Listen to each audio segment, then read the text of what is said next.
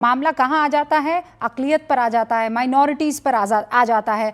ज़ेबा, आज ही मैंने आपका एक एक्स पर पोस्ट देखा था और I could relate to it. हाँ, ये जो ममदानी साहब हैं, ये टाई कौन सी पहन रहे थे? ये आपके राज्य के सिल्क वाली टाई पहनते हैं। और हाँ, और ज्ञान क्या देते हैं कि उस शख्स को जिसके ऊपर ये आरोप लगा है, जिसने कहा कि ये चिकन नेक तो मुसलमानों का है, 5 लाख लोग हमें मिल जाए तो असम को अलग नहीं किया जा सकता है, असम हिस्सा है क्या? इसी तरीके की बातें करते हुए कोई शख्स नजर आ रहा था और हम उसे बेचारा करार दे दे। क्यों? क्योंकि वो मुसलमान है।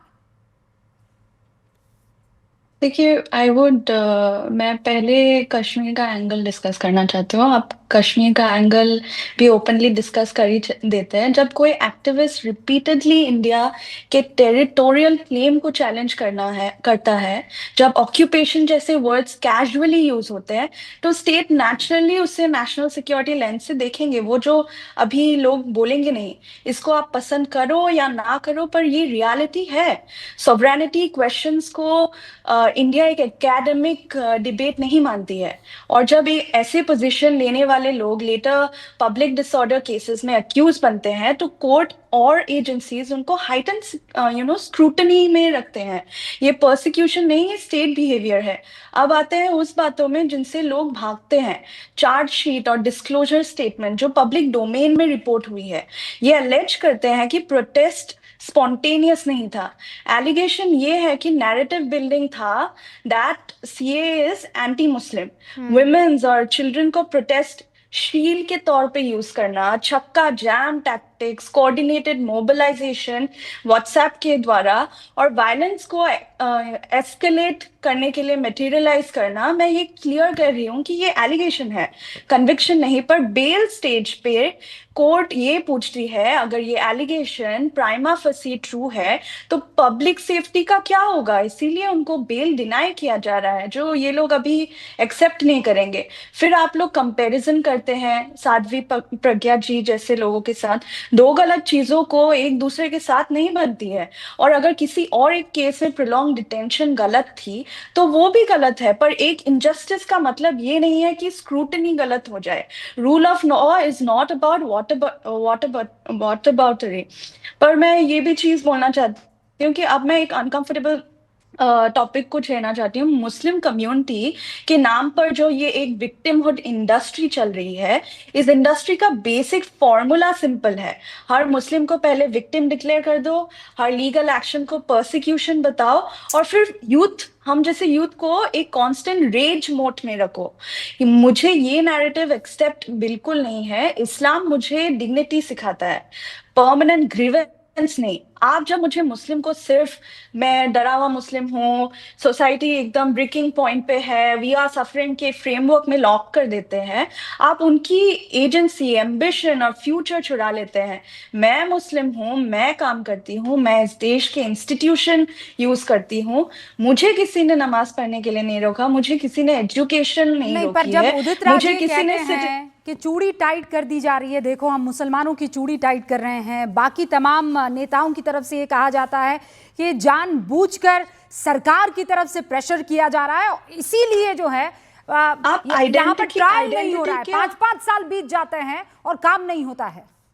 नहीं, वो ठीक है, 5 साल आप डिले कर रहे हो, उस पर आप बात कीजिए। पर आप जब आइडेंटिटी का एंगल आएगा, मुस्लिम को टारगेट किया जा रहा है, ये नैरेटिव फैक्ट्स के साथ स्टैंड नहीं करता। इसी केस में, इसी एफआईआर में, इसी राइट्स के कॉन्टेक्स्ट में 5 मुस्लिम अक्यूज को बेल मिला है।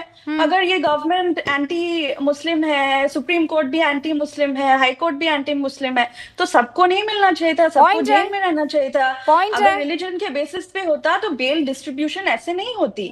कोर्ट ने एक चीज बार बार एम्फसाइज की है कि आइडेंटिटी नहीं, इन्वॉल्वमेंट मैटर करता है। पर और ज़ेबा, ये मुझे बात एक बात अनकंफर्टेबल बताइए, हो नहीं चुकी ठीक है आइडियोलॉजिकल नैरेटिव पे। लेकिन आप जरा ये भी तो बताइए कि कैसे जो है ये विक्टिमहुड इंडस्ट्री में केवल लोकल प्लेयर्स ही नहीं है, इंटरनेशनल प्लेयर्स। सोचिए, न्यूयॉर्क का मेयर जिसे काम करना है न्यूयॉर्क के लिए, लेकिन उसका दिल धड़क रहा है, टेसू बह रहे हैं हिंदुस्तान में किसी एक शख्स के लिए, है ना। मम्मा पापा से मुलाकातें हो रही हैं, एक नहीं 8-8 रिप्रेजेंटेटिव से चिट्ठियां लिखवाई जा रही है वो चीको सिस्टम की तरफ से कि इस शर्जिल इमाम को और उमर खालिद को प्लीज आप बेल दे दीजिए।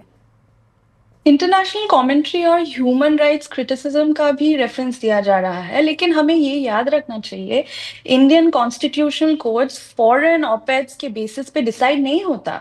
आप लेटर लिखिए, आप कुछ भी लिखिए, रूल ऑफ लॉ का मतलब सिर्फ लिबर्टी नहीं होता। रूल ऑफ लॉ का मतलब ये भी होता है कि कोर्ट्स पॉलिटिकल या इंटरनेशनल प्रेशर के आगे बेंड ना करें।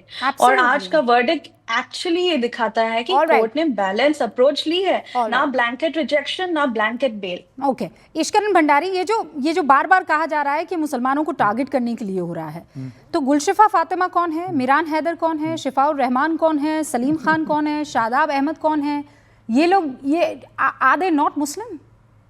या ये 5 वक्त से ज्यादा नमाज पढ़ते हैं, उमर खालिद और ये दूसरा वाला जो है? सिस्टम के लिए some people are more Muslim than other Muslims I guess. कभी ऐसा तर्क देने की कोशिश करते हैं लोग, और कभी उनके लिए इंटरनेशनल प्रेशर आते हैं और वो डिसाइड करते हैं, एक लॉबी डिसाइड करना चाहती है कि ये मुस्लिम है, इनको हम बोलेंगे मुस्लिम हो, बाकी लोग जिनको रिलीफ मिल रहा है हम मुस्लिम कार्ड नहीं खेलेंगे। जो अच्छा काम कर रहा है, अपना करियर बना रहा है, देश के लिए काम कर रहा है, उसको हम उस कैटेगरी में नहीं डालेंगे। जो हमारे लोग हैं उनको ही हम सिर्फ मुस्लिम कैटेगरी के अंदर डालेंगे। अब ऐसा चलता नहीं और देश ने उसको नकार दिया। यहाँ पे 3-4 वकील एक साथ बैठे हुए हैं, ये जरा ट्रायल वाला मसला बताइए जिस पर कपिल भी बार बार बोल रहे हैं और निवान भी बोल रहे हैं। 5-5 साल बीत जाते हैं, है ना? मैं इस पे आना चाहता हूँ निकल आई, क्योंकि मैं, मेरे से सवाल है, मैं जवाब दे दूं इस पर, मुझसे सवाल है किसी और से? हाँ, तो मैं इस पे, पहले तो अच्छी बात है कि कपिल ने, he is a good lawyer, उन्होंने साबित निखिल को समझा दिया कि जो बार बार बोलते हैं bail is the rule jail is the exception, ये टेरर केसेस में अप्लाई नहीं करता। हम बात कर रहे हैं नहीं मारना चाहते हैं, हम जेब कत्ल की बात नहीं कर रहे कि bail is the norm and jail is the exception. कानूनी समझ सबको होनी चाहिए, दर्शकों को भी होनी चाहिए, क्योंकि बार बार ये बोल के कि बेल नॉर्म है, मुस्लिम है इसलिए बेल नहीं मिल रही, ये बिल्कुल गलत है। पार्लियामेंट ने जो कानून बनाए हैं वो बिल्कुल इससे विपरीत है। जेब कतरा और टेररिस्ट सेम कैटेगरी नहीं है लॉ के अंदर। तो ये भ्रम फैलाना बंद कीजिए। कपिल, ये भ्रम फैलाना बंद कीजिए। डिले जिस पे बात, can I respond Rubika? Kapil ने नहीं किया, निखिल ने। हाँ, अच्छा ठीक है, निखिल ने किया था। हाँ Nikhil, 20 seconds. So what I was talking about was the general principle of criminal jurisprudence that bail is the rule, jail is the exception. और ये मैं नहीं कह रहा हूँ, ये सुप्रीम कोर्ट में जस्टिस ओका ने यूएपीए के केस में कहा है। इश्करन, अगर आप सिर्फ न्यूज ऑफ से जजमेंट्स पढ़ना बंद करेंगे ना, एक्चुअली जजमेंट्स पढ़ेंगे, you would find that in judgments the Supreme Court has reiterated that even in UAPA, even in anti-terror cases, even in money laundering cases, the cardinal principle of criminal jurisprudence, the Article 21 constitutionality doesn't go away. Let me just read it to you from the judgment in Criminal Appeal number 3173 of 2024, Jalaluddin Khan case, UAPA. अभी कपिल मदान जी ने भी वही बात बोली थी जो इश्करन ने कही है। I am reading the judgment. मैं फिर आपको बता रही हूँ, अभी इश्करन ने भी वही बात बोली। आम आदमी भी इस बात को समझता है निखिल, for God's sake, जेब कतरे में और यूएपीए के आरोपों में एक आदमी जो जेल में बंद है, उन दोनों में जमीन आसमान का अंतर है, समझ रहे हैं? और आज ही सुप्रीम कोर्ट ने कहा है कि ट्रायल शुरू नहीं हुई है, 5 साल से जेल में बंद है, इसका मतलब ये नहीं है कि उसे जमानत मिल जाएगी। रूबिका, जलालुद्दीन खान जजमेंट है, यूएपीए के ऊपर है, पैरा 21, जस्टिस ओका clearly rights bail is the rule and jail is an exception, is a settled law, even in a case like the present case where there are stringent conditions for the grant of bail in the relevant statutes. जी, पहले तो मैं आपके दर्शकों को बता दूं जो YouTube पे देख रहे हैं, यहाँ पे एक वकील काले कपड़े में बैठा है, इसको छोड़ के बाकी सारे वकील ऐसे हैं कि विटनेस कोई सजा करा दे, तो इनके पीछे मत भागना। दूसरी बात ऐसी है कि भाई मेरे डियर मिस्टर निखिल जैन, आप पॉलिटिकल सवाल का जवाब दे दो। ये bail is the rule, jail is the exception, ये सब आपको तभी समझता है जब कोई मुसलमान है, आपको तब नहीं समझता जब कोई साध्वी प्रज्ञा है। तब तो आपका नेता इनको टेररिस्ट बोल रहा था कन्विक्ट हुए बिना, ट्वीट किया। अरे सुन लीजिए, आप काय बीच में बोल रहे हो, बीच में क्यों बोल रहे हो? अभी सुन लीजिए।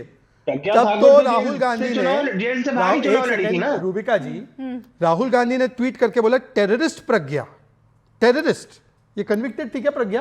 अच्छा तीसरी बात, अरे छोड़ दीजिए ना सर, अब आपसे नहीं है मेरा। अब राहुल मेरा गांधी फिर ने से गाड़ी लास्ट, पार करा था क्या प्लीज बच्चा निखिल जैन, को? Please don't be orchestra. Last सवाल है, वो कौन है वो गोंद लगाकर आया मुंह पे? अरे गोंद लगाना बंद कर और बता कि क्यों संजय सिंह डिफेंड कर किसको रहा बोल था रहे हैं? ताहिर शहजाद हुसैन को? पुनावाला, फिर मैं कह मैं रही हूँ, निव्यांश शर्मा को पूछ रहा हूँ। मेरे शो में आप प्रज्ञा ऐसे ठाकुर को नहीं टिकट करेंगे, क्यों मैं दी? आपको ये ऐसा अलाउ नहीं नहीं बोलूंगा। करूंगी। चलिए ठीक है, मैं प्यार से प्रज्ञा ठाकुर को बोलूंगा। हाँ, टिकट आप क्यों प्यार दी? से बोलेंगे। मैं प्यार से I will not allow you to do this. चलिए, मैं एकदम Not प्यार in my से- show. पार्टी ने आज तक मिस्टर- एक टिकट अरे नहीं निखिल दी। जी रुकिए भैया, ये रुकिए बिना रुकिए मतलब के- रुकिए रुकिए रुकिए रुकिए। रूबिका जी, बहुत तो परम उनसे आदरणीय पूछिए ना, निव्यांश मुसलमानों के शर्मा इतने जी बड़े से मेरा हितैषी सवाल बैठे है हैं शहजाद, कि इन्होंने कि कहा कि लोकसभा देश में के एक खिलाफ भी प्लीज टिकट नहीं चुप दी रहिए गई निखिल मुसलमान को। अब मैं निखिल नाम जैन नहीं प्लीज लेना चुप चाहूंगा रहिए। किसी को, इतने मुखर प्रवक्ता है, मुसलमान निखिल जैन प्रवक्ता है, प्लीज चुप बाकी